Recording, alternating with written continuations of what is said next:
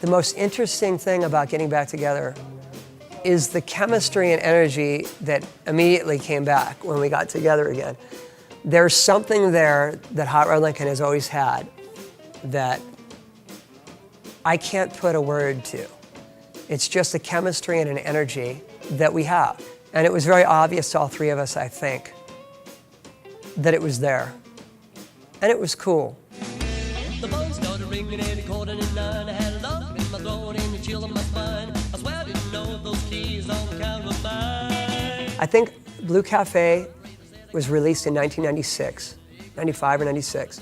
So it's been over 20 years since Hot Rod Lincoln put out that record and kind of made a real mark for itself. We've all done a lot of things. I started playing with Lee Rocker, ties with Sha Na Na. Johnny moved to Nashville. We did a thing together called the Nashville Boogie, where he was playing with Chris Caseo and I was playing with Lee Rocker. During the Nashville Boogie, I had a lot of young people come up and ask me about Hot Rod Lincoln. And Johnny told me he had the same experience. So we kind of started thinking, well, maybe it would be fun to get back together and do some kind of a reunion. So we called Ty, and he was totally interested in it. So I decided to do the obvious thing, which was reach out to Tom Ingram, who puts on Viva Las Vegas. It's the mecca of, all rockabilly shows. And so because of Tom giving us that opportunity, we decided, let's do this. This is the right way to do it. And we decided not only just performing once, so we decided to record a few songs, write a few new songs as Hot Rod Lincoln, and also put out our first original vinyl. Do it again? Yeah. I think it's going to be pretty cool. As soon as they start playing, it's like, oh, yeah, it's those guys. I know with Buzz, he always tries to incorporate a little bit. I mean, he has his own sound and his own style of playing, but a lot of what he does, he's like, yeah, let's add a little punk to it, a little psycho to it, and things like that.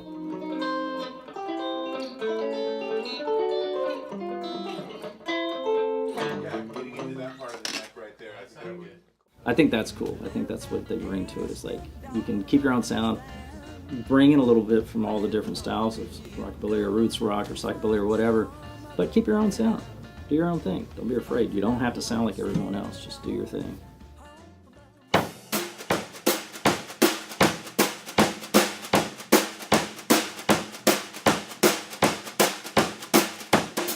Buzz and I would show up and we'd have shots and beers and shots and beers and shots and beers. Oh, I remember that. And then all of a sudden, I'd show up on a Thursday night for shots and beers, and Buzz would go, I'm not drinking.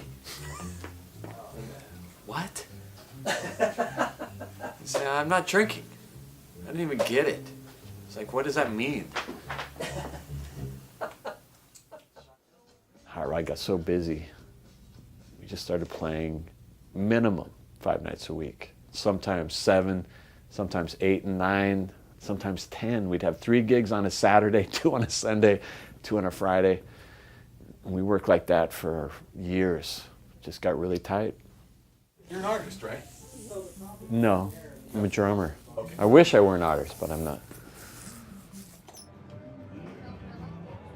It's always been that rebel element in rockabilly and old school rock and roll, that I don't think rockabilly, like real traditional rockabilly, was ever really accepted in the mainstream, and so I think a lot of people really are drawn to that, element of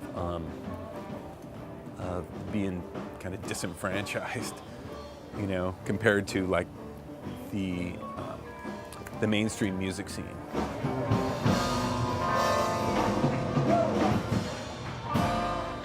201 to Memphis. Right outside my back porch, jump on the highway 40. You can get to some records front door. They can tell you how this hotness got started. Hey, Steve. Johnny, Carl, Ike, Jerry, and Roy, many, many more. Sam, Sandra, they're rockin' cats and real gone country boys. the New Year's Eve, it may have been. But you said, and I'm playing this one for my dad. You were making a record. Yeah. But I did. That's me over here. Rockin' cats and real gone country boys. Double down on that song record noise.